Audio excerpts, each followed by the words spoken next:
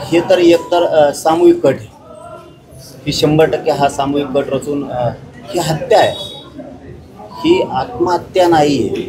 माहिती देणं म्हणजे तपास काय चालला आहे या तपास अधिकाऱ्यांकडून सगळ्या यंत्रणेकडून संबंधित कुटुंबाला ह्या माहिती होणं खूप गरजेचं आहे आणि माहिती देणं हा त्यांचा अधिकार आहे. आता मोका लावतो म्हणलायत, त्याची प्रोसिजर सुरू आहे का याचं उत्तर कुटुंबाला कोणी दिलंय का सरकारच्या वतीनं आत्तापर्यंत? त्यांची भेट घेतली. खरं तर संपूर्ण महाराष्ट्र या घटनेवर आणि एकंदरीत जर बघितलं तर 5 आरोपी अटक आहेत, परंतु एक जो आरोपी फरार आहे. एकंदरीत या सगळ्या घटनेकडे कसं बघताय आणि काय नेमकं आता भावना जाणून आहे? सगळ्यात अगोदर तर त्या घटनेचाच आपण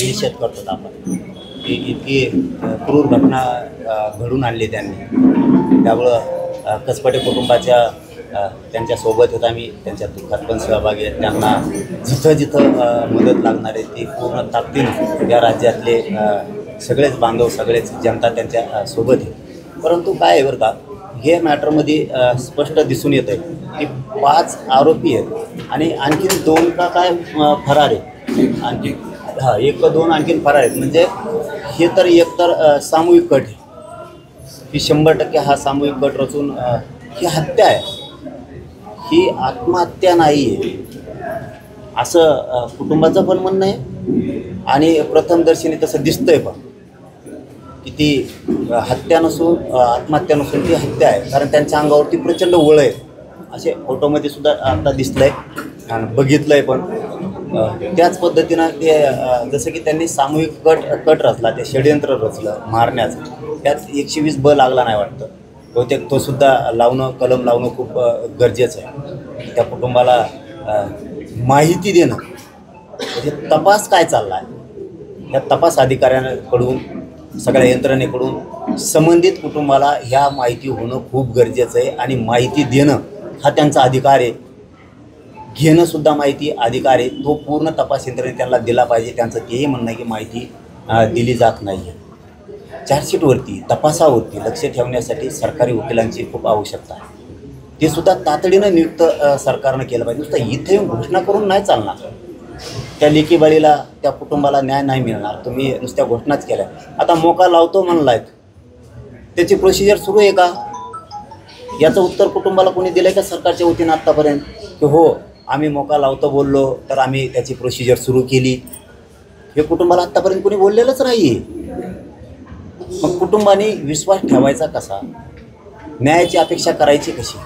पुन्हा कुटुंबाला असं तर बघावं लागणार नाही ना की सत्ता आहे आणि सत्तेतलेच आरोपी आहेत म्हणून हे सुद्धा प्रकरण दबलं, असं कुटुंबाला वाटायला नको. म्हणून या जिल्ह्यातल्या पालकमंत्र्यांनी, या राज्याच्या मुख्यमंत्र्यांनी आणि तपास यंत्रणेने कुटुंबाला सगळी माहिती देणं आवश्यक आहे आणि ती दिली गेली पाहिजे. हा तपास जसाच आता SIT करते अशी माहिती मिळाली मला, आता माहिती नाही, तसं CIDनं पण तपास केला पाहिजे. CIDनं पण खोलात जाऊन हा तपास केला पाहिजे की ही हत्या आहे की आत्महत्या आहे, हे सुद्धा होणं गरजेचं आहे. आणि पोलिसांमार्फत सुद्धा तपास होणं गरजेचं आहे, कारण पोलिसांसुद्धा तितके बारकावे माहीत असतात. ही चर्चा आम्ही कुटुंबाशी केली आणि सरकारला सुद्धा ही मागणी करतो की तातडीनं जे कुटुंबाचं म्हणणं आहे ते पुन्हा एकदा ऐकून घ्या आणि त्यांच्या म्हणण्याप्रमाणे तपास करून योग्य न्याय या कुटुंबाला मिळाला पाहिजे आणि ते फासावरती गेले पाहिजे, ही कुटुंबासोबत समस्त समाजाची इच्छा आहे. पण दादा, केवळ वैष्णवी हगवणेच नाही तर अशा अनेक कौटुंबिक हिंसाचाराच्या बळी ठरत आहेत. राज्यामध्ये स्त्री अत्याचाराच्या प्रमाणातही वाढ होत आहे आणि कुठेतरी या सगळ्यावर रोखायला, हे सगळे प्रकार रोखायला गृह विभाग कमी पडतोय का, वचक कमी पडतोय का, कसं बघताय एकंदरीत राज्यातल्या एक घटना बघतोय? आता गृह विभाग कमी पडतोय की नाही पडत या तपासून लक्षात येईल. या कुटुंबाला जर न्याय नाही मिळाला, तपास जर आरोपीच्या बाजूने झाला आणि या कुटुंबाच्या जर अपेक्षा भंग झाल्या तर पुन्हा राज्यात उठाव होणार. म्हणजे गृह मंत्रालय कमकुवत हे, जिथं अन्याय अत्याचार झाला तिथं न्याय देणार नाही आणि देत नाही ही भावना राज्यात पसरणार. पुन्हा राज्यात वातावरण आंदोलनाच्या भूमिकात लोक जाणार. म्हणून जर गृहमंत्रालयाला दाग लावून घ्यायचा नसला तर या कसपटे कुटुंबियाला वैष्णवीताईला न्याय देणं अत्यंत गरजेचं आहे. आणि हुंडे फिंडे ना हे खरंच राज्यातली ही प्रथा बंदच व्हायला पाहिजे, करणारांनी पण, देणारांनी पण आणि घेणारांना पण. कारण हे खूप संस्कार जे म्हणतो ना, संस्कृती जे म्हणतो ना, ती खूप वाईट दिशेनं चालली. सोशल मीडियाच्या भाऊ गर्दीत विश्वासार्हतेने चकाकणारे नाव म्हणजे लेट्सअप मराठी.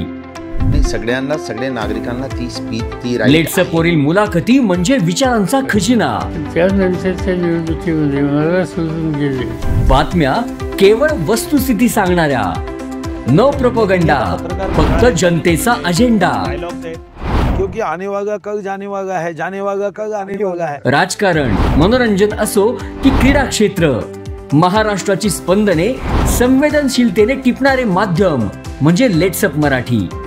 जगासोबत एक पाऊल पुढे राहण्यासाठी लेट्सअपचे ॲप, सोशल मीडिया आणि वेबसाईट सोबत कनेक्टेड रहा.